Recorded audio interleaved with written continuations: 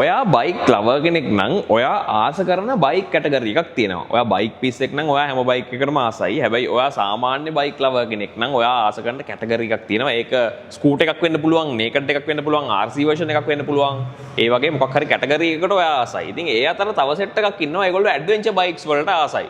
හැබැයි අනෙක් බයික් වලට වැඩිය ඒ බයික්ස් වලට ආස කට්ටියක තියෙන ප්‍රශ්නයක් තමයි එකපාරට shift වෙන්න පොඩ්ඩක් විතර බයයි. මොකද engine capacities වැඩි. එතකොට පොඩ්ඩක් බරපතල වැඩි. ඒකත් එක්ක ඔයාට මේ බයික් එක කන්ට්‍රෝල් කරගන්න පුළුවන් වෙයිද? මේ බයික් එක ඔයාට හැමදාම පදින්න පුළුවන් වෙයිද කියලා ප්‍රශ්නයක් තියෙනවා. එහෙම නැත්නම් මේ බයික් එක තියාගෙන තව බයික් එකක් ගන්න වෙයි කියන ප්‍රශ්නයකුත් තියෙනවා.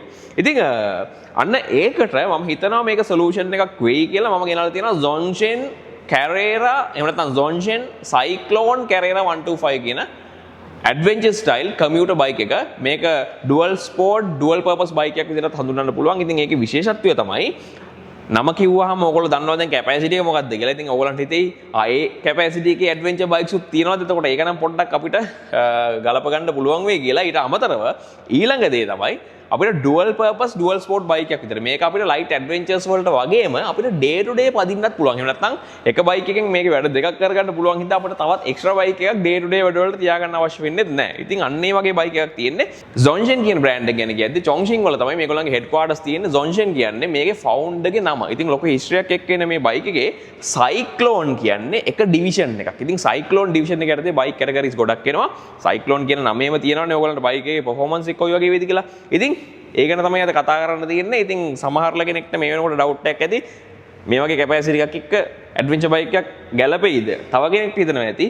ඉතින් මේ වගේ කැපැසිටි ඇඩ්වෙන්චර් බයික්ස් තියෙනවද කියලා. ඉතින් මේ හැම එකකටම උත්තර ඔයගලන්ට අද වීඩියෝ එකකින් බලා ගන්න පුළුවන්. සුපුරුදු විදිහටම ෂෝට් එක තියෙනවා. Moto Hub TikTok, Facebook, Instagram වල. ඒකත් ගිහිල්ලා like කරන්න, follow කරන්න, ඒක download කරලා වගේ personal social media වල story එකක් දාගන්න තමත කරන්න එපා. එහෙම නැත්නම් මෙන්න මේ number එකෙන් පුළුවන් Yamamoto වලට call එකක් දෙන්න.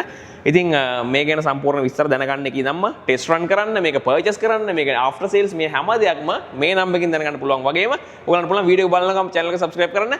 එහෙනම් අපි යමු වීඩියෝ එකට. මේ Moto Hub.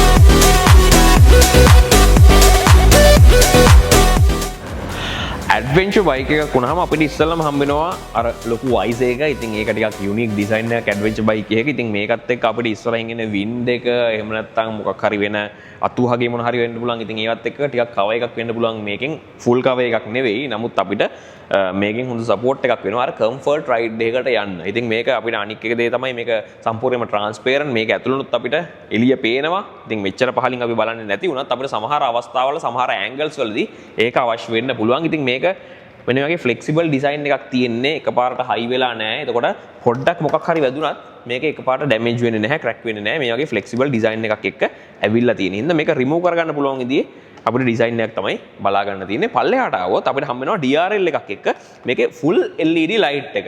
මේකේ DRL එකේ වැදගත්කම සාමාන්‍ය බයික් එකකට වැඩිය අපිට ටිකක් dark ටිකක් කැලේක වගේ යනවා නම් අපිට මේකෙන් අයිඩෙන්ටිෆයි කරගන්න පුළුවන්. මේ ටීම් එකේ බයික් ගොඩක් එනවා නම් පිටිපස්සෙන් බයික්ස් ටිකක් එනවා නම් කැලේ වුණත් අපිට මේ DRL එකෙන් පහසුවෙන් අඳුර ගන්න පුළුවන්. පිටිපස්සෙන් එන කට්ටිය එනවද ඔයාව ෆලෝ කරනවද කියලා අපිට පහසුවෙන් අයිඩෙන්ටිෆයි කරගන්න පුළුවන්. ඉතින් ඒකත් එක්ක ලස්සන ෆේස් ඩිසයින් එකක් හම්බ වෙනවා, ඇග්‍රෙසිව් ඩිසයින් එකක්.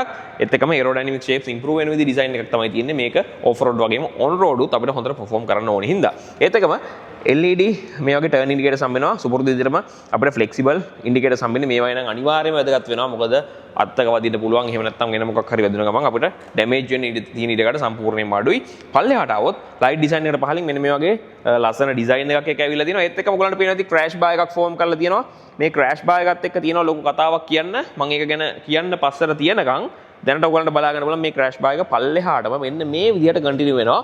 එන්ජින් එකේ ගාඩ් එක දක්වාම මේගොල්ලෝ කන්ටිනියු කරනවා මේ ක්‍රෑෂ් බාර් එක. ඉතින් ක්‍රෑෂ් බාර් එකෙන් පිටිපස්සේ තමයි ඔයගොල්ලෝ සයිඩ් එකෙන් බැලුවොත් මේ ලයිට් එක අපේ ෆෝක්ස් ඒ වගේ හැම දෙයක්ම තියෙන ක්‍රෑෂ් බාර් එකෙන් පිටිපස්සේ. එතකොට ඉස්සෙල්ලම ටච් වෙන්නේ ක්‍රෑෂ් බාර් එක.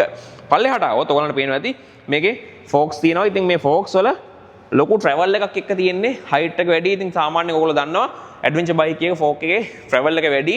ඒකත් එක්ක සාමාන්‍ය පොඩි ජම්ප් එකක් වුණත් ගන්න පුළුවන්. ඒක ඇබ්සෝබ් කරගන්න පුළුවන් විදිහේ ෆෝක්ස් තමයි අපිට මේකේ බලා ගන්න තියෙන්නේ. පල්ලෙහාට આવොත් ඔයගලන්ට පේනවා ඇති මෙන්න මේ විදිහට අපිට හම්බ වෙනවා ස්පෝක්ස් එක්ක මේකේ වීල් එක ඕල් ටෙරේන් ටයර් එකක් එක්ක එහෙම නැත්නම් මේක ඔන් රෝඩ් ඔෆ් රෝඩ් දෙකටම මැච් වෙන විදිහට ඒ ට්‍රෙඩ් ඩිසයින් එකක් එක්ක ඇවිල්ලා තියෙන්නේ. ඕෆ් රෝඩ් ටයර් එකකුත් නෙවෙයි. අපිට ඕන නම් ඕෆ් රෝඩ් ටයර් එකකුත් දාගන්න පුළුවන්. නමුත් මේකේ ඕෆ් රෝඩ් ඔන් රෝඩ් දෙකටම මැච් වෙන විදිහේ ට්‍රෙඩ් ඩිසයින් එකක් එක්ක තමයි අපිට බලා ගන්න තියෙන්නේ. ඩිස්ක් බ්‍රේක් එකත් අපිට වම් පැත්තේ දීලා තියෙනවා. මෙහෙමම එනවා මම මේකේ සයිඩ් එකට කලින් කිව්වා වගේම මේකේ මේ කලයකට අමතරව තව කලර්ස් කීපයක් තියෙනවා. ඉතින් මම කතා කරපු මේ ක්‍රෑෂ් බාර් එක කලින් කිව්වා වගේම මෙන්න මේ විදිහට කන්ටිනියු වෙනවා පල්ලෙහාටම. ඒ ක්‍රෑෂ් බාර් එක සහ මේකේ හම්බ වෙනවා මෙන්න මේ වගේ ස්ටෝරේජ් බොක්සස්. මම මේවා තව ටිකකින් ඕපන් කරලා පෙන්නන්නම්. ඉතින් මේ පැකේජ් එක ඔයාට වෙනමම පර්චේස් කරන්න පුළුවන්. ඔයාට අවශ්‍ය නම් ඩේ ටු ඩේ පාවිච්චි කරන්න මේ ටික අවශ්‍ය නැහැ මට කියලා ඔයාට පුළුවන් මේ ටික නැතුවත් පර්චේස් කරන්න. කලින් කිව්වා වගේම මෙන්න මේ නම්බර් එකෙන් ඔයාට කන්ටැක්ට් කරගන්න පුළුවන්. ඉතින් මේ ක්‍රෑෂ් බාර් එකත් එක්ක බොක්සස් වගේම මේ ලැගේජ් රැක් එකත් හම්බ වෙනවා. ඉතින් අවශ්‍ය නම් මේ ටික රිමූව් කරලත් ඔයාට ගන්න පුළුවන්. ඉතින් මම ආපහු එනවා මේක ඉස්සරහා ඩිසයින් එකට. අර ෆ්‍රන්ට් ෆේස් එකේ ඩිසයින් එකම තමයි මේකේ මේ විදිහට කන්ටිනියු වෙන්නේ. සයික්ලෝන් වගේම කැරේරා කියන ග්‍රැෆික් කිට් එකත් එක්ක තමයි බලා ගන්න තියෙන්නේ. යෙලෝ කලර් එකත් එක්ක මේක මෙන්න මේ වගේ ග්‍රේ කලර් එකක් හම්බ වෙනවා. කැරේරා කියන බ්‍රෑන්ඩින් එකත් එක්කම ඊට පස්සේ අපිට එතනින් පල්ලෙහාට එනවා නම් ඔයාලට පේනවා ඇති මේකේ ක්ලියරන්ස් එක කොයි වගේද කියලා. එතකොට සාමාන්‍යයෙන් අපි ඇවරේජ් සීට් හයිට් එක ගන්නවා නම් බයික් එක ඊට සාපේක්ෂව මේකේ සීට් හයිට් එක වැඩි. නමුත් මේ වගේ බයික් එකක අපි සීට් හයිට් එක අඩු කරලා මේකේ සෙන්ටර් ඔෆ් ග්‍රැවිටි පල්ලෙහා තියා ගන්නවට වැඩිය මේ බයික් එකේ වැදගත්කම තමයි ලොකු ක්ලියරන්ස් එකක් එක්ක ඕනිම තැනක පාරවල් නෙමෙයි ගස් ගල් උනත් යන්න පුළුවන් විදිහේ කේපබිලිටි එකක් තියෙන එක තමයි මේකේ වැදගත්කම. ඉතින් ඒකට අවශ්‍ය වෙන විදිහේ සීට් හයිට් එකක් එක්ක නැත්නම් මේ සීට් එකට නැග්ගාම අපිට ගොඩක් ලොකු ඒරියා එකක් පේන විදිහ තමයි අපිට බලා ගන්න තියෙන්නේ. අපිට එතකොට හොඳ ඩිසිෂන් එකක් අරන් හරිම පාත් එක තෝරගන්න පුළුවන්. සාමාන්‍යයෙන් අපි ඔන් රෝඩ් යනවා නම් අපිට පාර දිගේ යන්න පුළුවන් වුණාට අපිට ගස් ගල් මේ වගේ දේවල් හම්බෙන්න පුළුවන්. ඉතින් ඒකත් එක්ක අපිට ඕෆ් රෝඩ් වලදී හරි ඩිසිෂන් එකක් ගන්න පුළුවන් විදිහේ ක්ලියර් විව් එකක් මේ හයිට් එකත් එක්ක ගන්න පුළුවන්.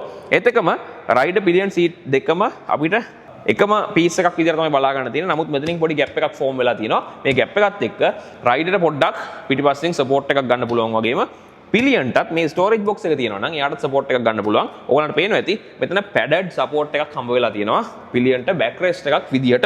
ඉතින් අපිට මේක හම්බෙන්නේ අපි ස්ටෝරේජ් බොක්සස් ගත්තොත්.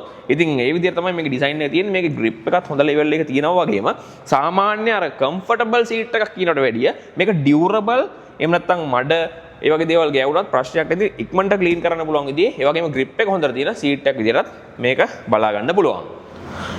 සාමාන්‍ය ඇඩ්වෙන්චර් බයික්ස් වල වගේ අපිට ටිකක් පොඩි ගේජ් ක්ලස්ටර් එකක් හම්බෙන්නේ පොඩි වුණාට මේකේ තියෙන දේවල් හරිම පහසුවෙන් බලා ගන්න පුළුවන් විදිහේ ඩිස්ප්ලේ එකක් තමයි ෆුල් කලර් ඩිස්ප්ලේ එකක් හම්බෙන්නේ. ඔයගලන්ට පේනවා ඇති අපිට සම්පූර්ණයෙන්ම ඩිජිටල් පැනල් එකක් බලා ගන්න තියෙන්නේ. ස්පීඩ් එක RPM එක ඒත් එක්කම අපිට මයිලේජ් එක ෆියුල් ලෙවල් එක ගියර් එක මේ හැම එකක්ම මෙතනින් බලා ගන්න හම්බ වෙනවා පොඩි ඩිස්ප්ලේ එක. හැබැයි ඒක ගොඩක් ක්ලියර්. ඒත් එක්කම USB power outlet එකක් දීලා තියෙනවා. ඉතින් ඒත් එක්කම මේක waterproof cover එකක් එක්ක එන්නේ. ඉතින් අනිවාර්යයෙන්ම අවශ්‍ය වෙනවා බයික් එක. ඊට අමතරව key hole එකක් අතරින් තියෙන. ඊට අමතරව මේකේ අපිට ටිකක් wide handle bar එකක් තියෙනවා. සාමාන්‍ය adventure bike එකක විදියට. අපේ ඇඟේම තියෙන මේ vibe එක අරගෙන මේ විදියට පදින්න පුළුවන් විදිහේ ලොකු wide handle bar එකක් තියෙනවා. ඉතින් wide handle bar එක තියෙන හින්දාම අපිට handle guards උත් අවශ්‍ය වෙනවා. මොකද අපි on road වලට අවශ්‍ය වෙනවා. on road වලට වැඩිය off road වල යද්දී handle guard එක ගොඩක්ම අපිට වැදගත් වෙනවා. අත්තක් වගේ වදින්න පුළුවන් අතේ. ඉතින් ඒක හින්දා ඊට අමතරව එතනින් පිටිපස්සට ආවොත් අපේ fuel tank එක හම්බ වෙනවා. fuel tank එක උඩ අපිට මේ exterior අපිට kit එක තමයි මේ බලා ගන්න තියෙන්නේ. අපිට ලීටර් 16ක tank capacity එකක් හම්බ වෙනවා. ඉතින් කලින් පෙන්නපු seat එක සාමාන්‍යයෙන් අපිට මිලිමීටර 800කට වැඩි seat height එකක් එක්ක එන්නේ. ඉතින් එහෙමම මම එනවා මේකේ පිටිපස්සට. පිටිපස්ස ගැන කතා කරද්දි ඉස්සෙල්ලා මම මේකේ rear monoshock එක ගැන කතා කරනවා. මෙන්න මෙතනින් monoshock එකත් එක්කම අපිට අපේ exhaust එක මේ තියෙන storage box එකට පිටිපස්සෙන් තමයි තියෙන්නේ හැංගිලා වගේ තියෙන්නේ. ඉතින් අපි storage box එකක් නැති model එකක් ගත්තොත් අපිට මේ exhaust එක ලස්සනට බලා ගන්න පුළුවන්. ඉතින් මෙන්න මේ වගේ Cyclone brand එකෙන්ම boxes දෙකක් අපිට දෙපැත්තේ හම්බ වෙනවා. ඉතින් අපි ඒක open කරලා බලමු. අපිට මේ වගේ normal locks දෙකක් තියෙනවා. ඊට අමතරව අපිට මේක key එකකින් lock කරලා තියාගන්නත් පුළුවන්. එතකොට අපිට ඕනම තැනක මේක නවත්තලා lock කරලා යන්න පුළුවන්, ප්‍රශ්නයක් නැහැ. ඉතින් මෙන්න මේ විදිහට තමයි එක box එකක් බලා ගන්න තියෙන storage net එකක් තියෙනවා. අපිට මේක ASCII ඕනම දෙයක් දාලා තියාගන්න පුළුවන්. ඉතින් මේක මෙහෙම එළියට පිම්බුණාට ප්‍රශ්නයක් නැහැ. මොකද මෙතනත් space තියෙන හින්දා. ඉතින් මෙන්න මේ වගේ අපිට වෙනමම හම්බ වෙනවා support එකක්. ඉතින් ඒක හින්දා මේක සම්පූර්ණයෙන්ම එළියට වැටෙන්නේ නැහැ. අපිට අවශ්‍ය දෙයක් මෙතනින් වුණත් ඒ වෙලාවට තියාගන්න පුළුවන්. අපිට මේක මෙන්න මේ විදිහට වහලා තියාගන්න පුළුවන්. ඉතින් මේ වගේම boxes දෙකක් තමයි අපිට හම්බ වෙන්නේ. heavy duty boxes දෙකක්. ඊට පස්සේ අපේ luggage එකට ටිකක් size එකකින් වැඩි box එකක් හම්බ වෙනවා. ඒකෙත් අපිට mechanism එක අර විදිහටමයි තියෙන්නේ. අපිට lock කරන්නත් පුළුවන්. මෙන්න මේ විදිහට තමයි මේ box එක තියෙන්නේ. මේකේ පොඩි rubber pad එකක් එක්ක එන්නේ. ඉතින් ඒක හින්දා මේක ASCII අර සද්ද ඇහෙන්නේ නැහැ. එක දෙයක් තිබිලා ඒක අපි මොකක් හරි අරලු පාරක යනවා නම් ඒක අර ভাইබ්‍රේට් වෙද්දි ටකටක් ගාලා සද්ද ඇහෙන්නේ නැති විදිහේ පෑඩ් එකක් මේකට දාලා තියෙන්නේ. අපිට මේ වගේ පොඩි කම්බියකුත් මේකේ තියෙනවා. ඉතින් මෙන්න මේ විදිහට අපිට මේක වහලා තියාගන්න පුළුවන්. ඉතින් මේකේ තියෙන තීම් එකෙන්ම තමයි අපිට මේ ස්ටෝරේජ් බොක්ස් එකත් බලා ගන්න තියෙන්නේ. පිටිපස්සට ආවොත් අපිට ටර්න් ඉන්ඩිකේටර් එක හම්බ වෙනවා මෙතන. LED tail lamp එක හම්බ වෙනවා. ඒත් එක්කම පිටිපස්සෙත් අපිට 17 inch all terrain tire එකක් හම්බ වෙන්නේ. ඉතින් ඒකෙත් spokes design එකක් එක්ක අපිට disc brakes හම්බ වෙලා තියෙනවා. ඉතින් මේ තියෙන tire size එක ඉස්සරහා size එකට වැඩිය ටිකක් විතර size එකකින් වැඩි. ඒකත් එක්ක මම හැම බයික් එකේම කියනවා වගේ අර හොඳ grip එකක් තියාගන්න පුළුවන්, හොඳ handling තියාගෙන පහසුවෙන් පදින්න පුළුවන් විදිහේ tire size එකක් එක්ක ඉන්නේ. ඉස්සරහට සාපේක්ෂව ටිකක් tire size එක වැඩි හින්දා ඒත් එක්කම rider පිළියන්ට දෙන්නටම මේක හම්බ වෙනවා foot pegs. ඉතින් ඒකත් එක්ක පිළියන්ට ගොඩක්ම comfort ride එකක් ගන්න පුළුවන් මේ තියෙන backrest එකත් එක්ක.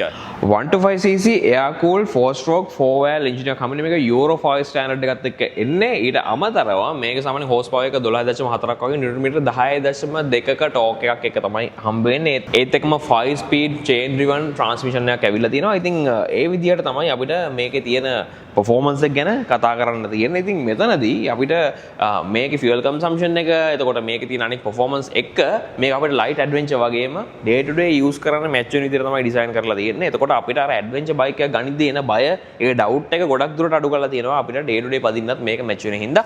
ඉතින් ඒ විදිහට තමයි මේකේ power and performance ගැන කතා කරලා තියෙන්නේ. සුපුරුදු විදිහටම මේකේ short එක තියෙනවා. Motohub TikTok, Facebook, Instagram වල අනිවාර්යයෙන් මේකත් ගිහිල්ලා like කරන්න, follow කරන්න, ඒක download කරලා වගේ personal social media වල story එකක් දාගන්න තමතක් කරන්න එපා. ඒත් එක්කම මෙන්න මේ number එකකින් ඔයාලට පුළුවන් Yamamoto වලට call එකක් දෙන්න.